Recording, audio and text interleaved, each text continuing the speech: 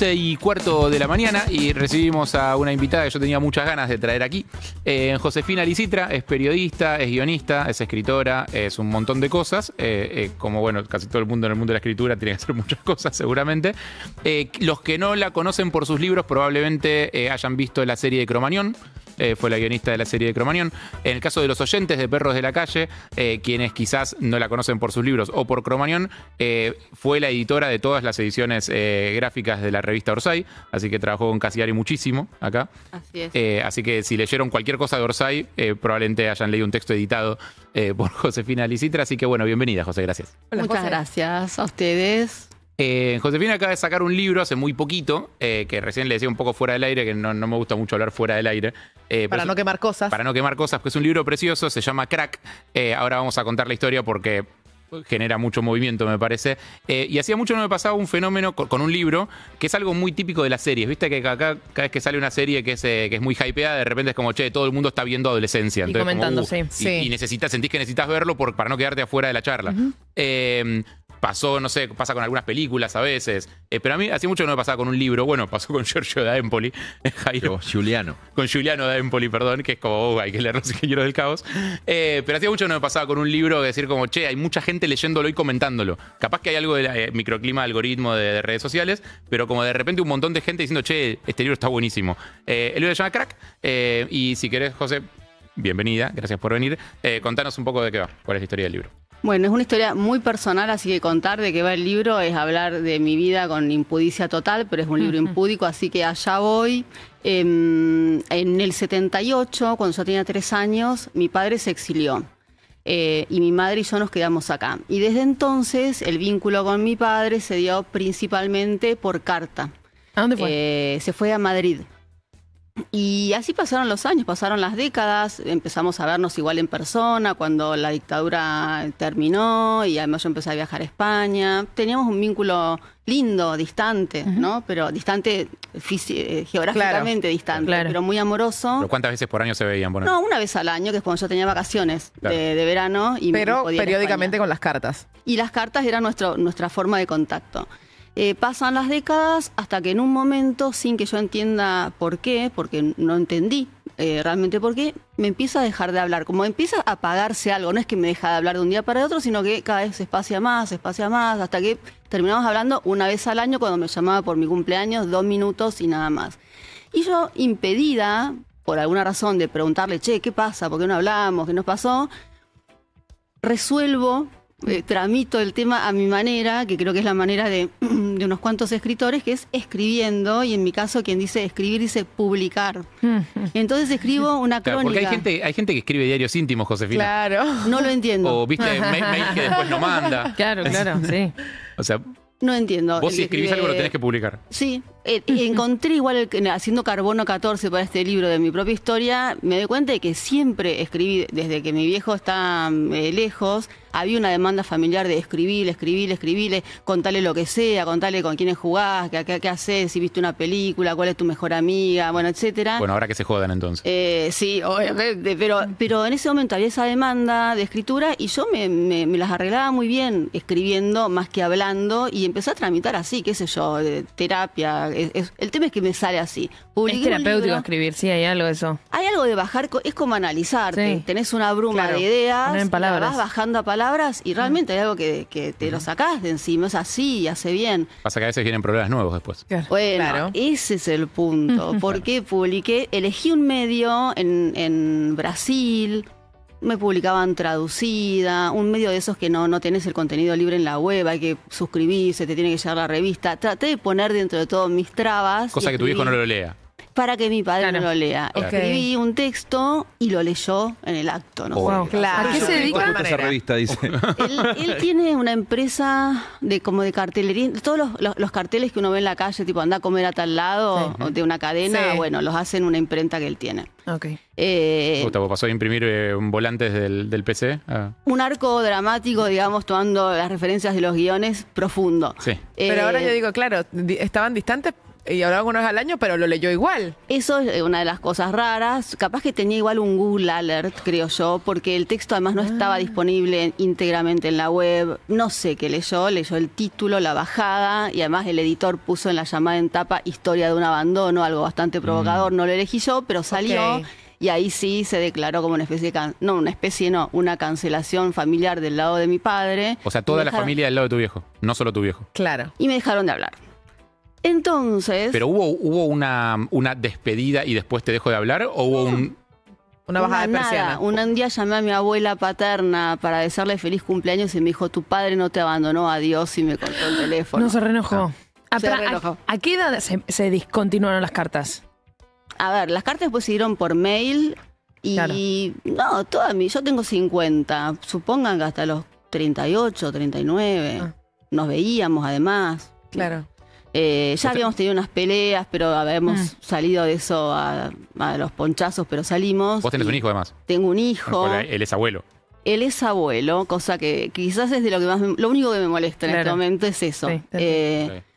Pero bueno, el tema es que... A todo esto, perdón, la abuela sí. paterna, eso para los que no leyeron el libro, un personaje. ¿Mm? La abuela paterna es un personaje para leer ¿La el que le libro cortó? y leerlo medio en clave García Márquez. Es un... Me gusta eso. Es un una personaje. matriarca leyéndolo en clave García Márquez, Es un personaje. totalmente. ¿Y tu mamá nunca te metió ficha con respecto a la partida de tu papá a Madrid? No, para nada. En realidad tuvo que hasta argumentar por qué no fuimos. Claro. Que es que, bueno, no fuimos porque mi padre, los dos militaban, mi madre dejó de militar cuando yo nací, sintió como miedo. No se sabía en tiempo real, no es que sabías que estaban desapareciendo niños, pero empezaba a ser como un rum, esto de, bueno, mirá, los chicos, los que secuestran con pibes no aparecen, las embarazadas, no sé. Era, pero un tema que empezaba a aparecer. Y ahí mi vieja dijo, bueno, seguí militando vos, yo me quedo, pero quedarte en ese contexto es muy difícil. Hubo un tiempo en el que no tuvimos casa porque cayó un compañero de mis padres, entonces mi vieja era la que estaba conmigo en la calle 20 días sin casa, con una niña Claro. de un año, muy Pará, desgastante. y un poco tuvieron suerte, porque yo no sé si ese run estaba o no, pero también se llevaban familiares, aunque no militaran. Sí, sí, Tuvimos sí, mucha familias. suerte. Sí. Tuvimos mucha suerte. Bueno, y el tema es llegando a lo del libro, que es en la pandemia, como tuve miedo de que nos muriéramos, alguno de los dos. Vieron que al principio llegaban fotos de Europa, uy, miren cómo está pasando. Hospitales desbordados. Todo sí. las calles vacías, hospitales colapsados, Lombardía, Italia, España. Y digo, bueno, le escribo a mi viejo que no me habla, pero para mirarnos. Y ahí, cuando le escribí una carta bastante amorosa, su respuesta fue algo así como: lo que publicaste rompió lo poco que quedaba de nuestra relación, fue un misil bajo la línea de flotación, Mira. etcétera, etcétera. No puedes escribir sobre mí ni en Argentina ni en la China. Después de esa carta Y después publicaste el amorosa, ¿cómo? Pero Exactamente. después de eso vino crack. Hold my beer, le Ahí, ese es el punto. Después de todo eso, fue la única manera de sacarme eso de encima, pues no pude volver a escribir ni sobre mi padre ni sobre nadie, quedé como un poco completamente bloqueada. Fue sacar este libro que me tomó tiempo y cabeza. Ese fue el lapso en el que te metiste mucho en lo audiovisual, de hecho. Sí, O sea, exacto. terminaste escribiendo más ficción, si bien no es del todo ficción, es ficción. Sí, no, es totalmente No, me ficción. refiero a que está basado en un, sí, fue basado en un un hecho episodio real. real, pero ficción. Pero los procedimientos eran de ficción, los personajes son ficticios y yo, qué sé yo, tenía que ganarme la vida. Además me resultó muy entretenido las dos cosas. Empecé a escribir audiovisual porque eso, sé escribir, sé como conozco las herramientas, es lo único que puedo hacer. Además Claro. dije, bueno, Y necesitas agarro publicar, esto. aparte, Ya, qué pesada.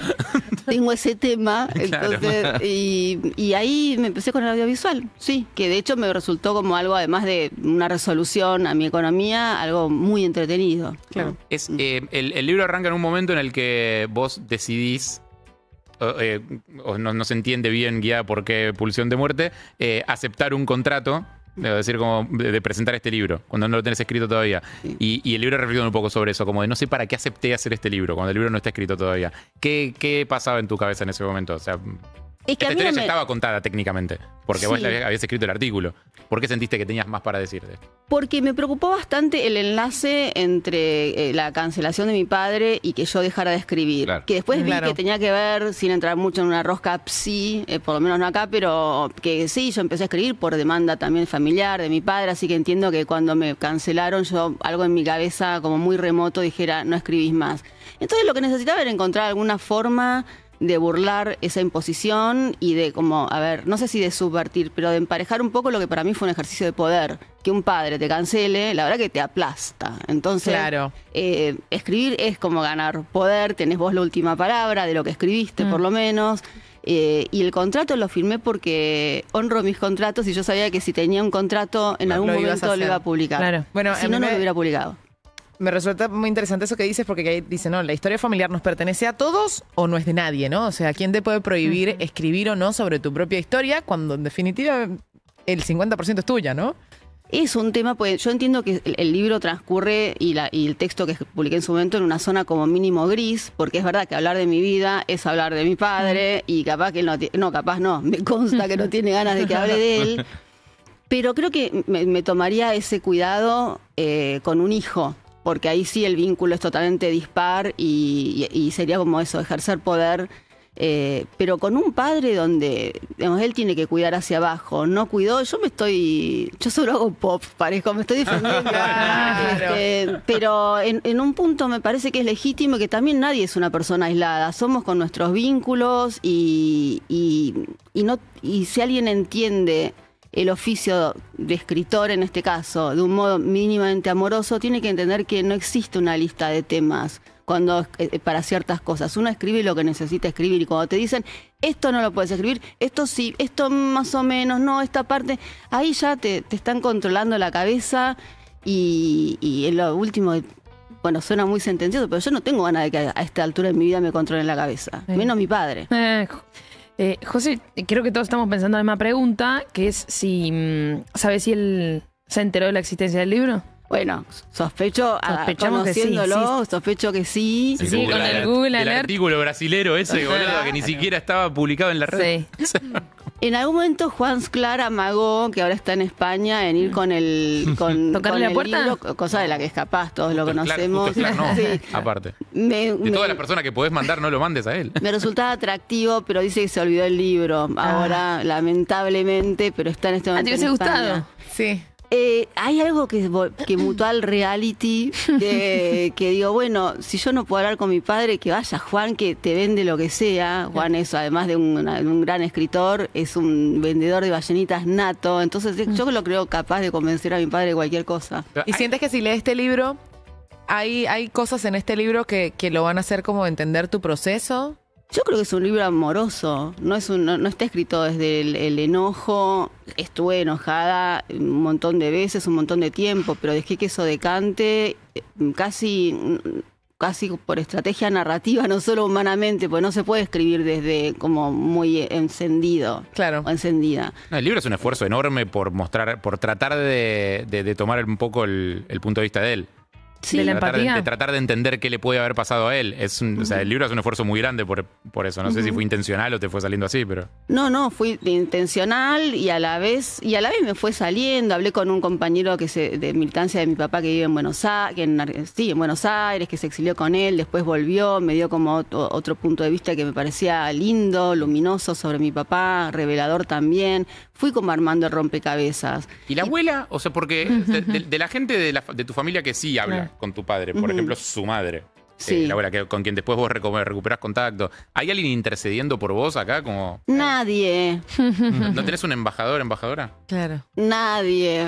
No, mi abuela está muy mayor, pero antes tampoco lo hacía. Hay en algunas familias, y eso lo noté porque me escribe mucha gente por redes sociales, mucha igual no dentro de la escala de ustedes son 2 personas, no sé, 3, pero para mí es un montón, pero todos los días me escribe gente contándome que pasa por situaciones de silencio familiar y cancelaciones muy parecidas, donde en general el padre está involucrado, no sé por qué. Y lo que veo es que el silencio es como un ingrediente en más familias de las que uno cree. ¿no? Es que siento también que por cómo están dados los mandatos de cómo tiene que ser una familia, ahora se viene el Día de la Madre, por ejemplo, y está esa cosa como la vieja es sagrada, ¿entendés? Entonces, como bueno, cualquiera que tenga una relación medio complicada con la madre queda fuera de ese barco de cómo tienen que ser las relaciones con las madres. Con los padres lo mismo, como el padre es amoroso, te cuida, te protege, no sé qué, no sé qué, no sé qué, está presente en tu vida, va a los actos escolares, te lleva a la cancha, no sé, lo que sea. Cualquiera que quede por fuera de ese barco y que tenga, como el caso tuyo, un padre que no le habla, Claro. es como te sentís muy mal también frente a ese ideal de cómo tiene que ser una familia. Y que la desaprobación de esta figura, que además que en la distancia se vuelve un poco idílica, ¿no? Cuando uno tiene un padre que no está ni presente ni ausente, empiezas también a construir tu propia idea de una relación con tu padre en esa circunstancia. Y cuando eso se corta, no solo se corta la realidad, sino todo tu imaginario de lo que pudo ser. Totalmente, es que te lo imaginas así, y capaz que él también me imaginó a mí, o construís como eso, imaginarios muy perfectos, y después cuando te chocas con la realidad, Tremendo. uno tiene que negociar con eso. Se ve que mi padre, o lo que es medio tremendo, es que vio en qué me convertí, y no le apretó el botón de arrepentimiento y dijo a devolver. Claro. Claro, porque lo loco es que vos podrías haber sido hija de desaparecidos, estuviste muy cerca de ser hija de desaparecidos, y tu viejo decidió ser un desaparecido. Para vos. Esa es una línea que de hecho aparece... Perdón si le pongo muy psi. No, pero hay algo, de hecho está planteado así en el libro, cuando hay una línea espantosa que se decía durante la dictadura, que es los desaparecidos están en Europa, un horror, Sí. pero en el caso de mi padre es un desaparecido en Europa, se fue y sí, no sé bien cuál es. También creo que parte del aprendizaje es no gastar energía en tratar de decodificar la neurosis ajena, pero ver qué hacer con eso por lo menos. Yo publiqué esto, mucho más no puedo hacer, pero lo cierto ¿Te es hizo que... bien publicarlo?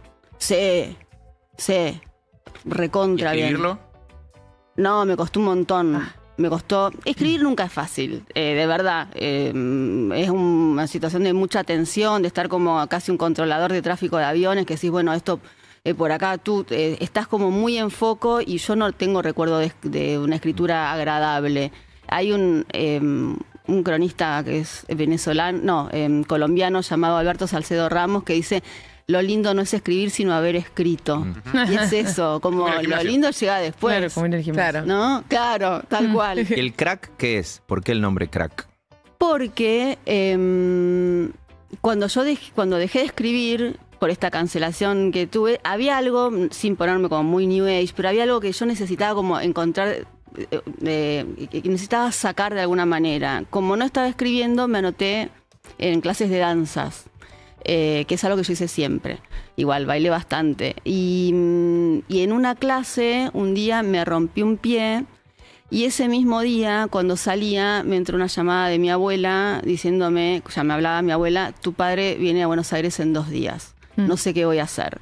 Y ahí en realidad empieza como la forma del libro, que hasta ese momento era como yo tomaba notas sueltas, no sabía bien cómo armar el libro. Y digo, bueno, voy a contar esa espera. Mi padre se queda 7 días en Buenos Aires y yo espero que me llame. Entonces el libro cuenta esa espera de ¿No un lo llamado. ¿No lo llamaste nunca? Yo no. Menos llamarlo, hice unas cuantas cosas, así como tratar de cruzármelo casualmente. Buscarlo. Pero entonces el crack es bueno, es una referencia Claro. a algo vincular, pero también en conexión con algo físico. Y me gusta también porque es una palabra, es una onomatopeya, es lo que se dice como polisémica, puede tener Claro. varios significados a la vez. Pues si vos me decís un libro sobre mi viejo, se llama Crack, me imagino Claro, más como claro. que es un capo. O sea, Esa es la tercera posibilidad. Mira, qué crack, ¿no? Pero para mí puede ser como, qué crack, claro, no Sí. me habla. sí, mira el crack, Sí. ¿no? Irónico. Estamos hablando con Josefina, autora del libro Crack, que lo pueden encontrar, imagino, en todas las librerías. Sí. Lo pueden pedir online también. Y yo te quiero consultar si después de haberlo publicado, volviste o a veces te imaginas tocándole la puerta a tu abuela, que sí está acá. No, mi abuela, de hecho, está... No, con la abuela hablo, sí. Con mi abuela algo de relación tengo. De hecho, Se le sí fue un poco el toqué, enojo ese.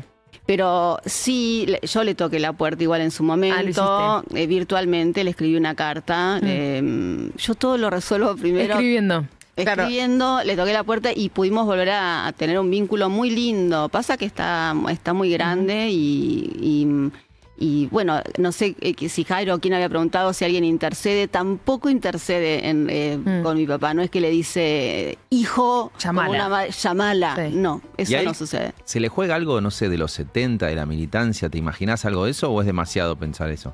Yo creo que, no sé si tenga que ver con eso. Sí hay como una idea de que, pero de la que yo parezco una suerte de heredera, que es que como si fuera sido mi decisión no ir a España, hay una idea como de traición que sobrevuela por no haber ido y que yo me la ligo, básicamente, porque yo tenía muy poca edad. Mi madre es la que decidió no ir por razones que me parecen súper atendibles, así como me parece atendible el dolor de mi padre esperando que llegáramos. Creo que estos problemas justamente son medio... Las tragedias son cuando se choca como algo que es justo con otra cosa que también es justa. No es que alguien hizo las cosas mal. Igual me colgué, no sé qué estaba diciendo. Se hablaba de No, mi... si tenía que ver con la militancia o no. con los 70, eso, claro. perdón. Y... No, pero sí siento que, por lo menos viendo cosas que me escriben, que medio me cuentan parte de sus problemas de vida, los que me escriben a Instagram, que es donde me encuentran, que hay algo como de los padres con las hijas mujeres que es raro. No digo, cuando pienso en términos incestuosos no genitales, no da suficiente amor. Hay cierta categoría pequeña, pero que existe, de padres que se siente despechado. Rechazado. Sí. Y también yo creo que con esto de que tu abuela como que no haya una defensa o un intento, siento que también son generaciones que convivían mucho con el silencio, ¿no? O sea, las generaciones de los abuelos estaban estos conflictos de los que todos sabíamos, pero nadie habla. No, yo ahí sí me Total. sumo a lo que decía Jairo, porque me pegan un poco más cerca de las balas esas, de que en los 70 ese silencio particularmente, Sí. y más cuando venías del mundo de la militancia, era una herramienta de supervivencia. Entonces, Claro. pensando en vos escribiendo un artículo contando intimidad de tu padre, si yo hiciera lo mismo con el mío, probablemente recibiría un trato parecido. Ah, puede ser. No lo pensé, pero Uy, puede mira, ser. no lo había pensado hasta ahora. Epa. El link. No, puede ser, es verdad que hay, porque de hecho hablé con mi madre, es un tema que viene apareciendo por la circulación del libro, y ella me dijo algo en esa dirección, que es que ella no sabía hasta muy pocos días antes que mi padre se iba a ir. La idea es que nosotros fuéramos después, nosotras, y no fuimos. Y yo dije, ¿cómo no sabías que se iba a ir si se estaba por ahí? Me dijo, no. Es Nadie tenía que saber. Nadie hablaba. Digo, pero no hablabas, me dijo Josefina, era terrorismo de Estado, estábamos aterrorizados. Y creo que uno pierde la dimensión de eso. El Todos los verdadero días te terror. desapareció un amigo nuevo. O sea, Exacto. che, al negro se lo llevaron, che, y al gordo se lo llevaron. Es como, hay que entender Sí. ese clima también. Totalmente, le decía, pero no hablabas con él por teléfono, porque se enteró a través del libro de que mi padre se exilió con un grupo de amigos. Ella no sabía que se había exiliado en el momento con ellos. Digo, pero ¿cómo no sabías? ¿No hablabas por teléfono? Dice, no, por teléfono no te hablabas, o hablabas del tiempo. ¿Y ella Pero, apoyó la salida del libro? Sí.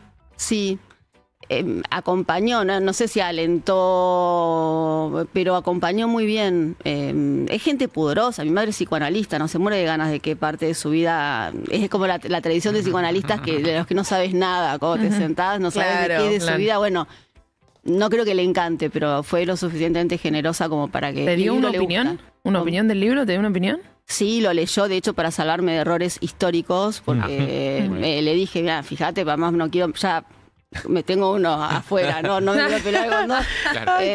Y leyó, ¿no? Y dio el ok, incluso habiendo tramos que ¿No la dejan bien parada?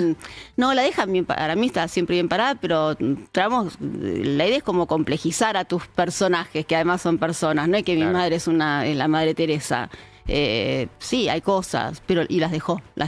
Hay una frase que recoges en el libro, no me acuerdo de qué escritor es, que lo nombras, que es algo así como, me doy la libertad de parafrasear, cuando nace un escritor muere una familia. Sí, creo que es así. Sí. Buena.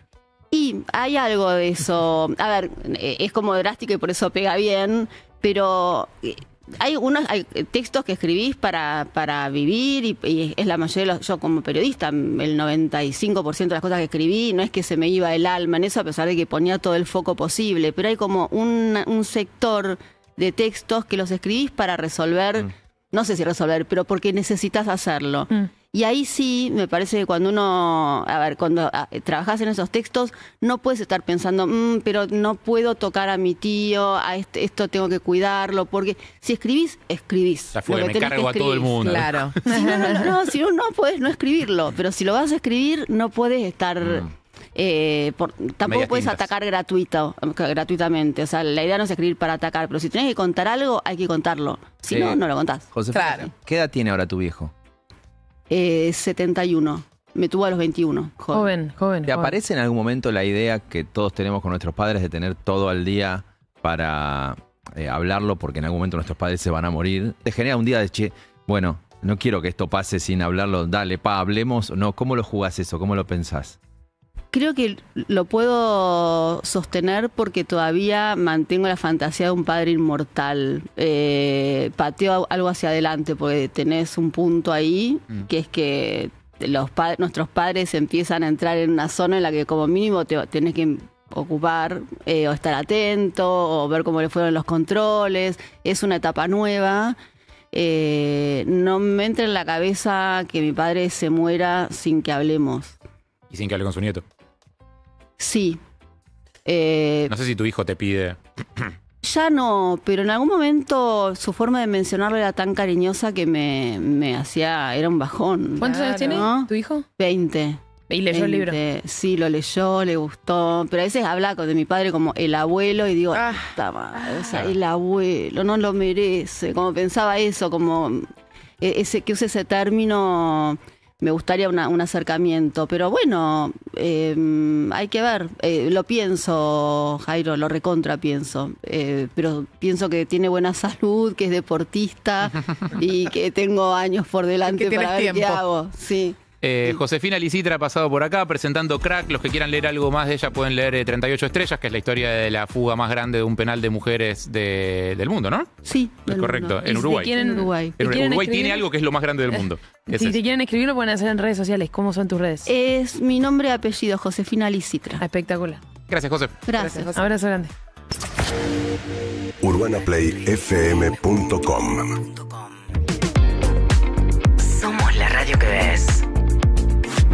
En todo el mundo.